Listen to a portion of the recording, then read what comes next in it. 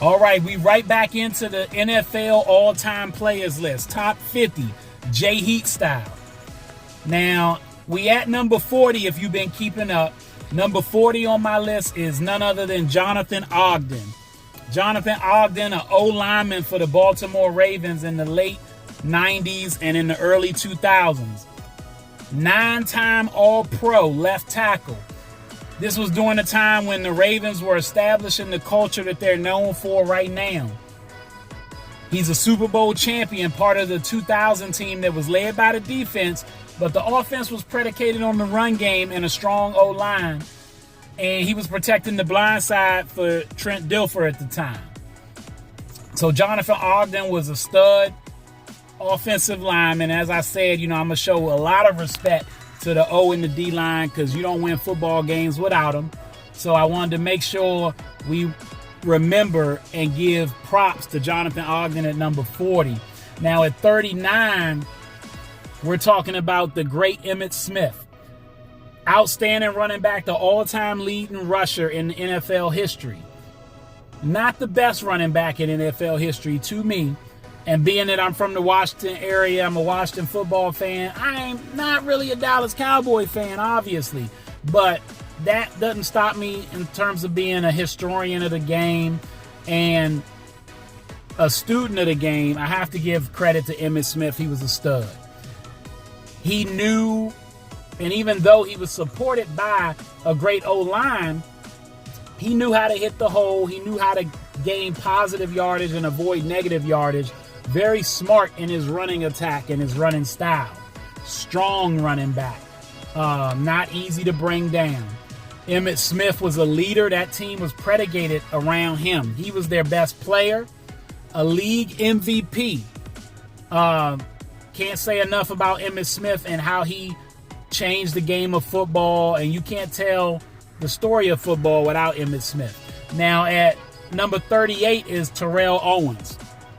Third all-time in yards for a career for a receiver.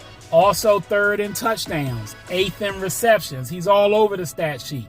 5-time All-Pro. He'd tell you he's probably the second, maybe first, when it comes to wideouts for the history of the NFL. Always was in supreme shape.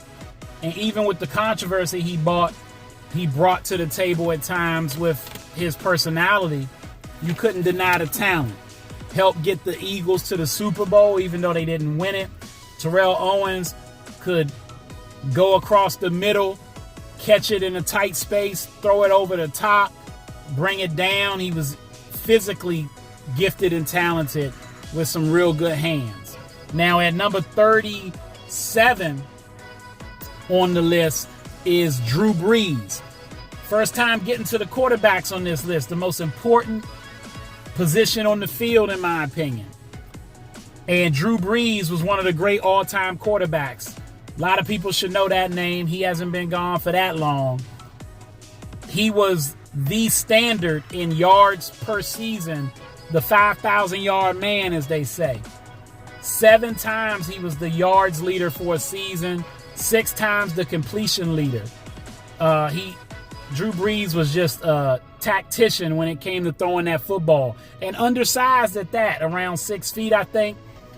His coach, Sean Payton, had to design the O-line schemes to open up lanes so he could see his wideouts. But when you was in that dome playing New Orleans, points was going up on the board because of Drew Brees. NFL champion and NFL MVP. Give him his props. And then at number 36 is none other than another quarterback, Dan Marino, probably the most respected quarterback in the history of football that doesn't have an NFL championship. He's your quarterback's favorite quarterback. He throws the football maybe better than anybody has ever in the history of the league. Put that thing on a string, quick release. NFL MVP, famous for getting to the Super Bowl in just his second year. Never had that great of a defense or running game, although he had some wide receivers. If he had a little more help, probably would have a Super Bowl or two and be higher on this list. Super Bowls aren't everything, but they are something, especially at the quarterback position. So I can't put him too much higher than 36 on my list, but Dan Marino was super special. 6-time All-Pro in the league. And I don't think I mentioned that Drew Brees was a 5-time All-Pro. Make sure we get that in. But Dan Marino was 3 times first team, 3 times second team All-Pro with his league MVP. All right, that's all the time I got. Y'all know who it is, and you know who you're looking for. J Sports Media. Coming at y'all again with that fire as always. Remember to find me on YouTube, Instagram, X, and TikTok.